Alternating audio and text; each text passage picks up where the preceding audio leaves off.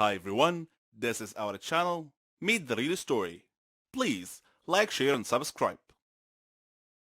I adore detective adventures and solving puzzles that others can't. I'm crazy about this. I love challenges and mysteries. I'm Ramon.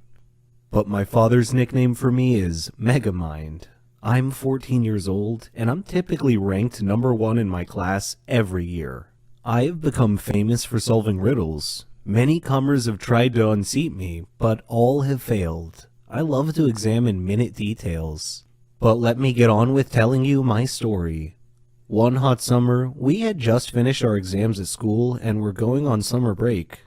So I organized a trip to the beach with my friends. Beach weather is amazing. Clear skies, cool ocean breezes, sand, and sun. Just amazing. One day, before my beach trip, my mother handed me a letter from my grandmother. I was surprised and thought it was a little weird because Granny owned a hotel in the surrounding area nearby. It had wonderful views all around it. I had opened the letter, which read, "Dear Ramon, how are you? I hope you're enjoying your summer break. Would you mind spending a couple of days with me? I have a serious matter that I would like to discuss with you. Granny." Initially, I thought that it was probably some silly matter, but then my inner voice told me that it might be important. I was conflicted between going on my beach trip or visiting my granny. I decided to visit Granny first. She was family after all, so off I went. Though my grandmother lived in a beautiful area, the closer I got to the hotel, the more my inner voice was nagging me. When I arrived at the hotel, Granny was waiting for me. She smiled and hugged me. I had missed her so much. She had company. Raul, her maintenance man, and Malika, her housekeeper and assistant. There weren't any guests in the hotel at the time, and I asked her why. Her face changed, and she said that was what she wanted to speak to me about. So we went to her room to talk. She then proceeded to tell me that the hotel was haunted. "Haunted?" I exclaimed. "What makes you think that?"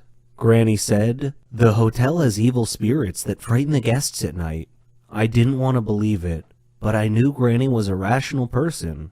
I suspected there was more to this than meets the eye, so I decided to investigate this intriguing mystery. On my first night at the hotel, I waited until midnight. Then I lit a candle and walked through the halls of the hotel. There were photos on the wall, and I could hear whispering and the rustle of the leaves outside. It was a little spooky and unsettling, and made my blood run cold. Suddenly, I heard laughing on both sides of the hotel, and a shadow passed quickly in front of my eyes. Unnerved, I quickly returned to my room, where soon afterwards I heard something scratching on my door. I kept thinking to myself, I am not afraid. I am not afraid. Then the door began opening slowly. I saw a hand on the doorknob.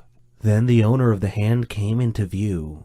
It was a cloaked, headless man holding a candle. I fainted. The next day, I woke up to find Granny and Malika standing beside me. Granny told me that I had been sleeping a long time. I asked what had happened, and they told me they heard me scream and came to my aid. When they found me, I was unconscious on the floor. At that moment, there was a knock on the door. It was Raul bringing me a drink. That was when I noticed something strange about Raul's face. It was emotionless. Then I glanced at his hands as I accepted the drink from him. That night, I again walked around the hotel. I found some steps at the end of a corridor that led to the basement. Down in the basement, I opened a maintenance door and found a tape recorder and a pile of clothes on a table. Suddenly, the lights went out. I was groping around in the dark and trying to find my way back when I heard the laughing again. Still, I continued stumbling ahead through the dark. I stepped on an electrical line and tore it off the wall. I returned to my room. My door opened slowly. I was hiding behind the door. I grabbed the loose electrical detonator and touched it to the doorknob. It was live, and I heard a grunt from the owner of the hand on the other side of the door as he or she was shocked.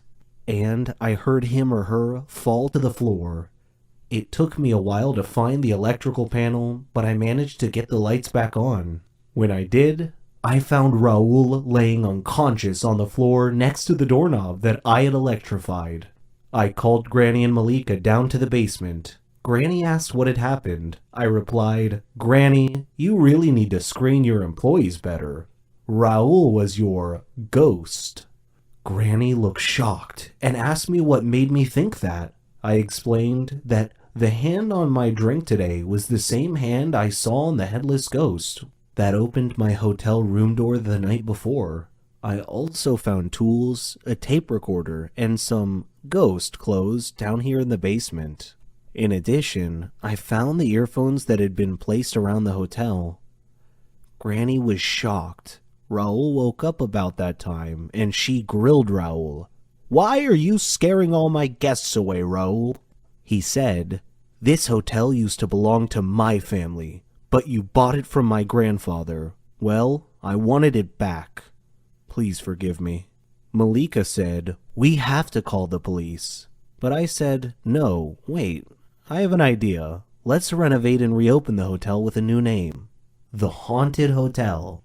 Our advertising slogan will be, spend a night in a haunted hotel."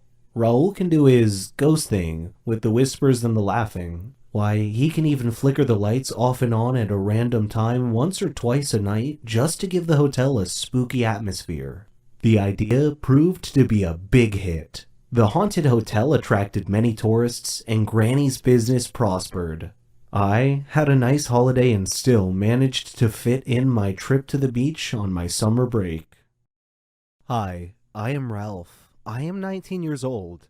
I have simple secret that I like my mother. Don't judge me, just listen to my story. I had a quiet family, kind mother and loving father. We had stable lives in our far state. But as you know, there is no place for happy life in our world. There was a turning point in life, and it came quickly with me. It was a nice day in our garden. Me, my mother, and my father. My father was sitting under a tree reading a book. Me and my mother were playing football. Suddenly, Mom overshot and the ball went into the street. I was too young to think. I just ran quickly to pick the ball. There was a fast car. The driver was screaming at me, "Stay away!" But I did not. My mother sacrificed herself to rescue me. I fainted, and when I woke up, I saw my mother's blood everywhere. My father was crying. There were a lot of people. Our lives changed to be gloomy. He was surrounding me by many looks. I thought he blamed me because of her death. He was so sad. I left my friends. I did not talk with people. I was just 8 years old.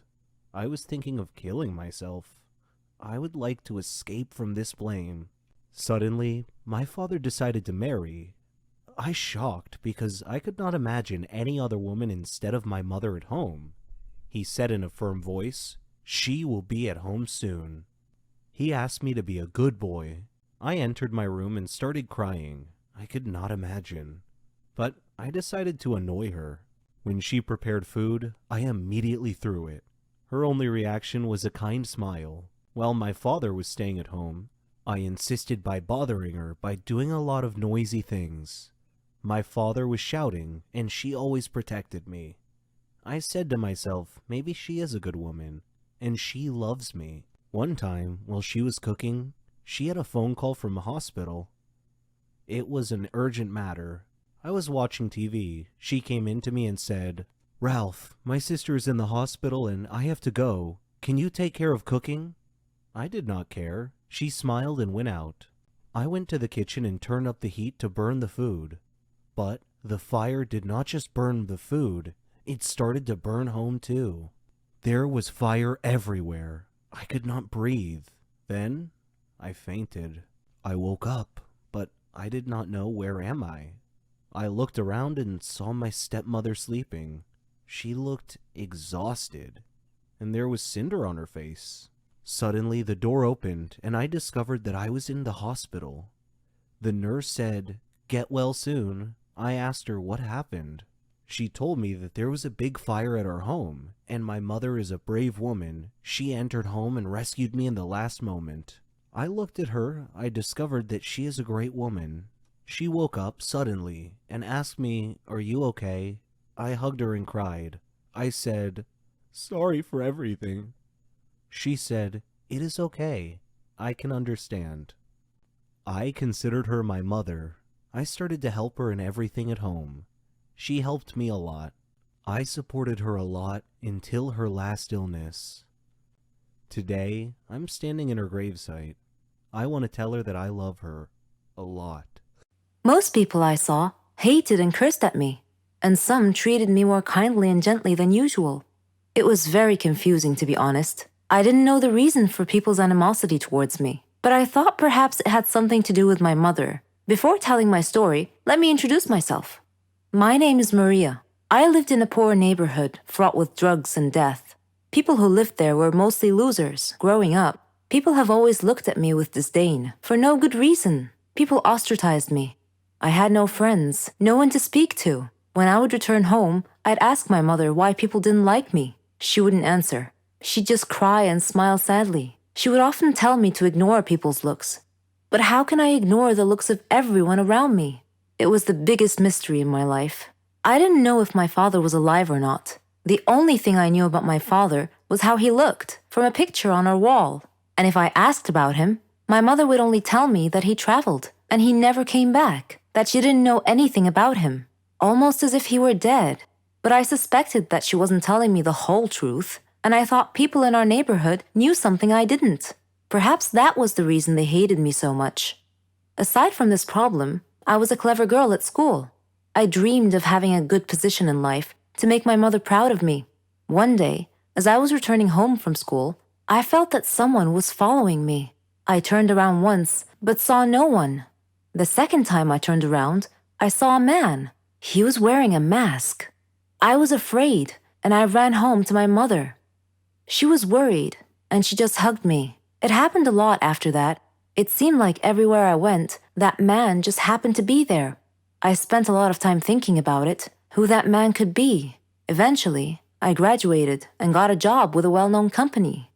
We left our poor neighborhood and rented a flat in a good area. I had almost forgotten about the mystery man who used to follow me often. Then, one day, a poor man came into my office. He handed me an envelope. Smiling, he told me to say hello to Isabella, then disappeared, leaving me with even more questions. Who was he? And how did he know my mother? I returned home, told her about this man, and showed her the envelope. She looked worried and asked me to quickly open it for her. When I did, I found something unexpected. One old photo of him, and a recent one. I didn't know it then, but that man was my father, and all I did was walk away. I curiously began reading the letter. It said, "Dear Maria, I am sorry for everything. Sorry for the suffering I caused you and your mother. Sorry for not being there with you as you grew up. I hope that you can both forgive me. Please tell Isabella that I never forgot about her, or you. I love you two so much." I looked at my mother. She was holding the photographs and crying quietly. So the mystery man who had often followed me home had actually been my father, watching me from afar. I asked my mother, "Why did you hide the truth from me? Why didn't you tell me where my father was all these years?" She replied, "I was afraid to shock you with the news that your father was in prison for killing someone." And I gasped, "Killing someone?"